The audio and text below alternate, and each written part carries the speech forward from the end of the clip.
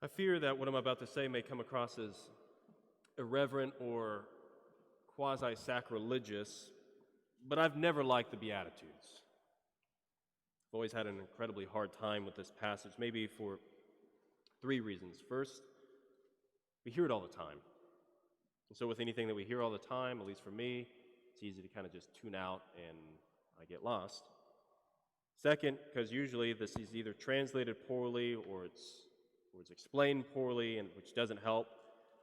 And thirdly, and maybe most importantly, maybe I'm just so sinful, I don't know if I want all of these. And I don't know if you do either. There's a couple of these that I relate to, but who's here really giddy about being insulted and persecuted? The world in which we live isn't exactly trying to live or be pure of heart. Mercy, for all the ways which we talk about it, is not something that we give quickly, especially to those who have hurt us. And those are the only people that we really need to be merciful to, so you can almost throw that one out. So you're left with a couple of things that maybe you relate to. So what's happening? Like right now, what is Jesus saying to you and to me right now? What is he trying to convey? And what is he trying to accomplish within us? Part of the problem, again, I mentioned, is the way we translate this. So we've dumbed it down a lot in this passage. It's more literally something like, Jesus sat down, and he opened his mouth, and he began to teach them, saying, that's like 3 times. He opened his mouth, and he began to teach them, saying. We've reduced all of that to, he began to teach them. But there's a reason why Matthew doesn't say it that way. He says it 3 times to reiterate something, like, God is talking to me right now. That's what he's trying to convey, because every time Jesus speaks, it's God addressing me one-on-one and addressing you one-on-one. And he sits down because that's the position of a teacher in the ancient world, and he sits down on the ground because Jesus is Lord, and the earth itself is his throne. So he's trying to tell us how to live. And part of the problem, again, what we make of this translation. What does it mean to be blessed? How am I supposed to relate to blessed are they who mourn?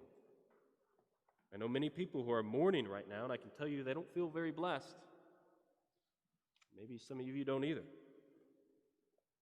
We hear blessed, and we usually think something like a feeling. But that's not what Jesus is trying to say. He's saying those who have possession of these things are in an objective state. It doesn't have anything to do with feelings. God's not trying to tell you and to me that, hey, you should feel really excited when you cry, or when you get mocked because of the gospel, or you don't have anything. You possess something, and because you possess this, you are now in an objective state. It's better perhaps translated into something like, those who have these things are on the way. On the way where? On the way to conformity to Jesus. When I first began my conversion, which is still very much in process, as those who know me well certainly know, I got really excited when I finally identified with one of these, like, hey, I think I have this one. I don't have these other ones, but I have this one, so that's cool. And I thought the Beatitudes were something that we would have to identify with one of them and recognize the fact that I was never going to have certain others. But at least I have this one. And then I realized, no, actually, I have to have them all. You have to have all the Beatitudes. And what the Beatitudes are an MRI of Jesus' heart. This is Jesus. This is him disclosing to us what he is like. And the only way for you and me to get into heaven, the only way, is to become like him. which means, at least in my case, I have a lot of work to do. And so do you probably. So at least for me, it helps to be realistic. It's not realistic to walk out of here today and say, I'm going to have all these tomorrow. That's not going to happen. We become great, we become saints by cooperating with the grace that God gives us and being intentional and deliberate on working on concrete things that we don't yet have. And then acquiring habits. And then moving on to the next habit that we need to acquire. So given that, here's what I propose for most of us anyways to think about. Given that what we're living in politically, culturally, and in the church right now, I'm on a group chat with a number of priest friends that I have had since seminary. And we're all sharing the simple thought that we, as the body of Christ, we sound a lot like the world. The discourse with one another sounds like the world, and not in a good way. We can't sound like that. The Christian can't speak of us and them.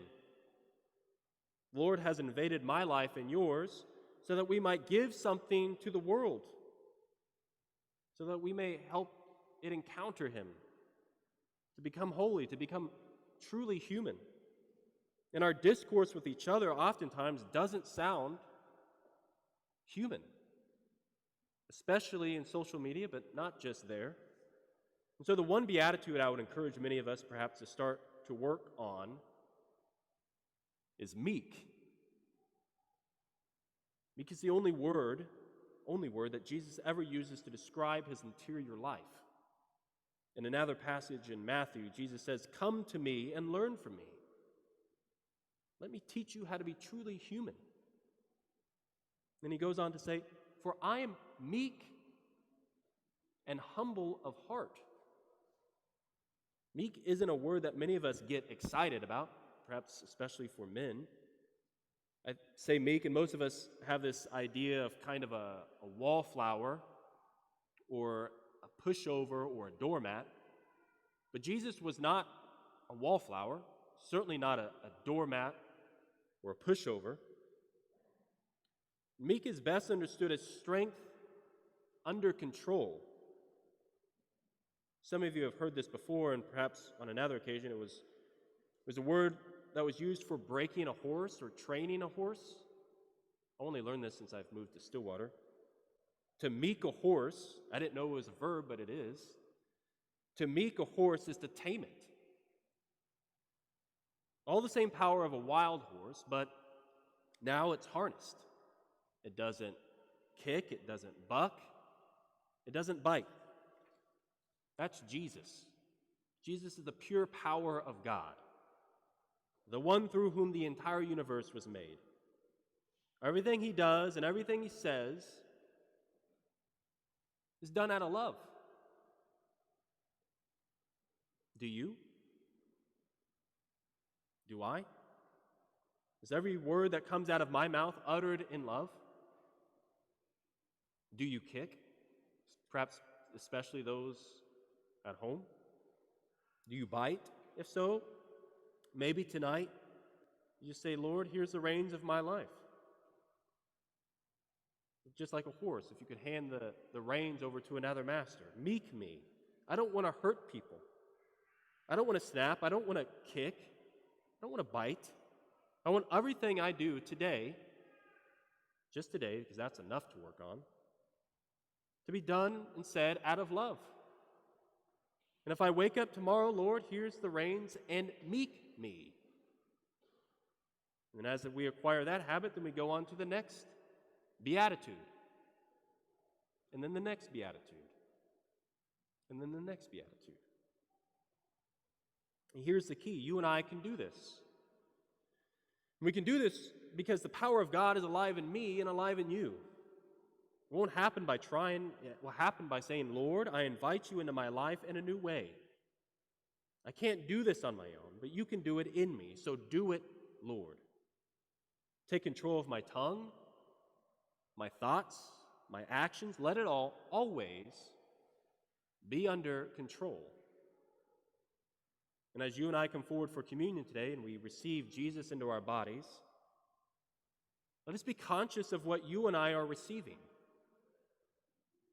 You and I are feasting on power, and he wants the result of that communion, that meal,